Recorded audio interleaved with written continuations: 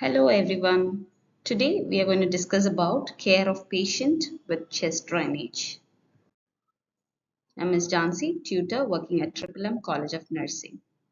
The objectives are at the end of the lecture, the learner will be able to define chest tube, what is chest tube, enlist its indications and purposes, brief the types, describe the nurse's responsibility, and list down the complications of chest tube.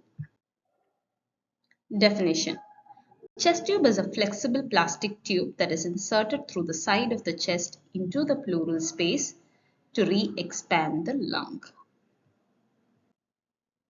Purposes: to remove fluid, air or pus, to establish normal negative pressure in the pleural cavity of the lung expansion, to equalize the pressure on both the sides of the thoracic cavity, to provide continuous suction to prevent tension pneumothorax.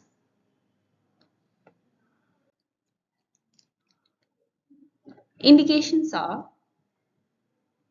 pneumothorax, pleural effusion, chylothorax, hemothorax and pneumothorax, empyema. These are the indications. Types. Chest drainage system have one bottle system, two bottle system, three bottle and pleurovac system. One bottle or single bottle system will have a tube connected to the patient and one to the atmosphere or a open suction where the bottle will be sealed underwater with water. In two bottle, there is a trap bottle where the water which is coming from the patient will go into the next water bottle that is sealed with underwater and the air will be open to the suction. Three bottle system to suction and air vent. There will be three bottle where from the patient it comes and then it gets the air vent to the suction, it will be directly connected, and then the pleurovac. So these are the types of the chest drainage. Okay, what are the responsibilities if a patient is having a chest drainage? What a nurse should do?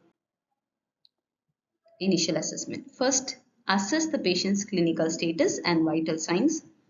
Encourage the patient to report breathing difficulty immediately. Check the rate and the quality of the patient's respirations. Auscultate breath sounds every shift. Diminished or absent breath sounds may indicate that the lung has not re-expanded.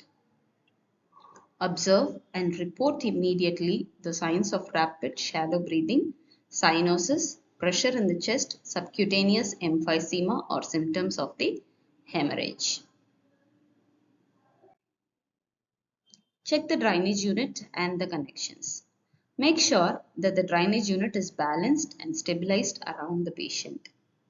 Check the tube connections periodically. Make sure all the tube connections are sealed, airtight and secure. Tape if necessary. The tube should be as straight as possible and coiled below the level of chest without dependent loops. Make sure the tubing does not loop or interfere with the movement of the patient. Don't let the patient lie on collecting or tubing drainage. Milking and striping of chest tubes to maintain patency is not recommended now. Instead, apply a gentle squeeze and release motion between your fingers. 2. Okay, what is fluctuations? In a continuous wall suction, the unit is connected to a suction source and gentle bubbling will be heard. This is in the third type. Check for the fluctuation in water seal chamber as the patient breathes in. Normal fluctuations of 5 to 10 cm reflect pressure changes in the pleural space during respiration.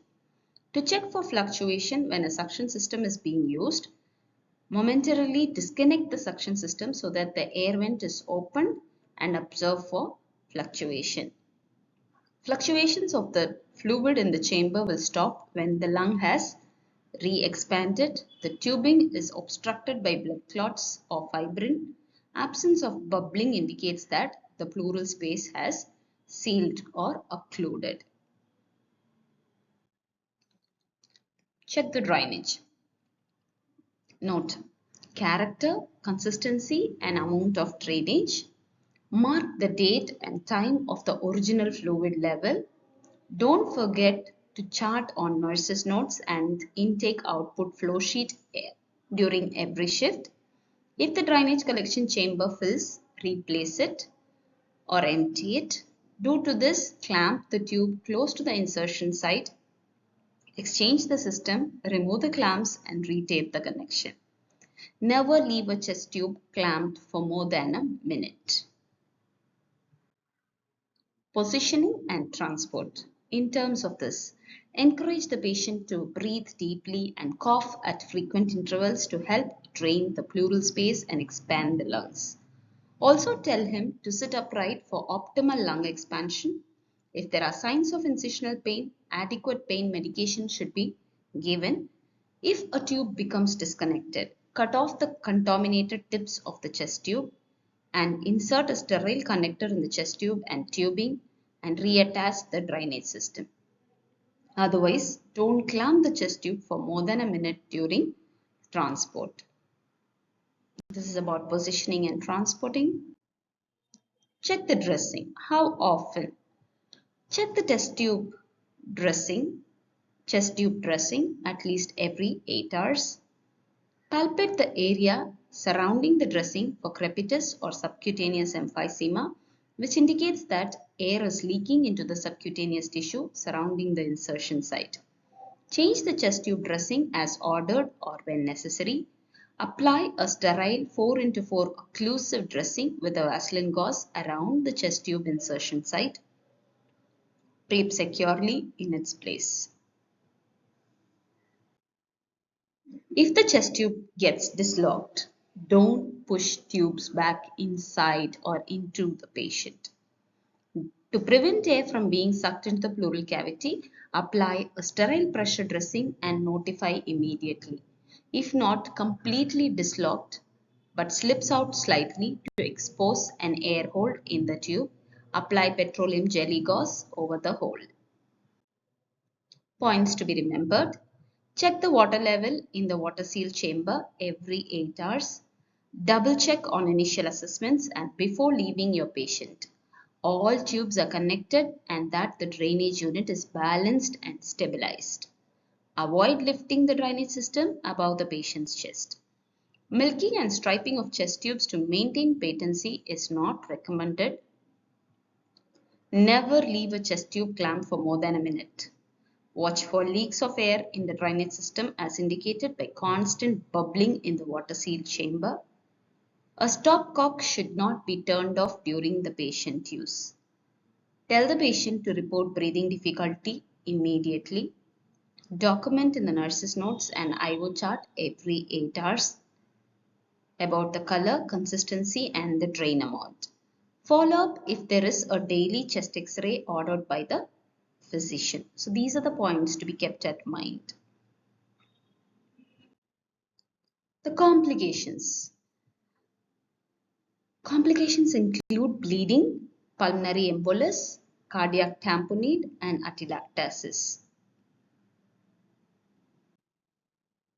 Hope the topic is clear. These are some of the references. Thank you.